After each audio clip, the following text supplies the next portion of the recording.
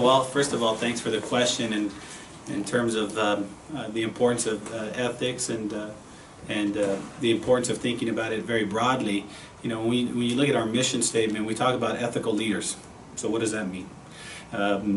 Some principles of ethical behavior are implicated in courses. Often they're also involved in co-curricular activities. How do we think very broadly about providing an educational experience in and out of the classroom and even beyond graduation, where our graduates, our students comport themselves in an ethical way? The absence of ethical leadership to me poses a tremendous threat to our country, our democracy, our way of life.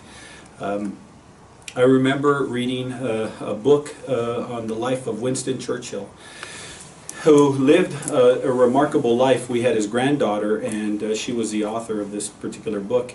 And in it he talked about leadership requiring courage and candor. Courage and candor. Imagine the circumstances under which he was Prime Minister and the kind of courage, never surrender. This is how I feel about ethical behavior. We cannot surrender. A sense of responsibility to inculcate in ourselves and to inspire in others a sense of a moral, ethical rudder with which to make decisions that affect ourselves and others. And so one of the things that I most valued about the Ethics Center as it exists today, and in particular its director, Dr. Ferguson, is his entrepreneurial spirit. He thought and thinks of ethical sort of preparation in very unconventional, dynamic, and, in my opinion, necessarily disruptive ways.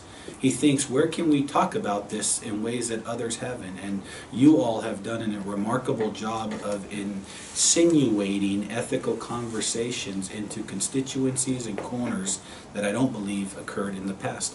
I have obviously a great deal of pride in the work that you're doing, and personal satisfaction for being a small part of it.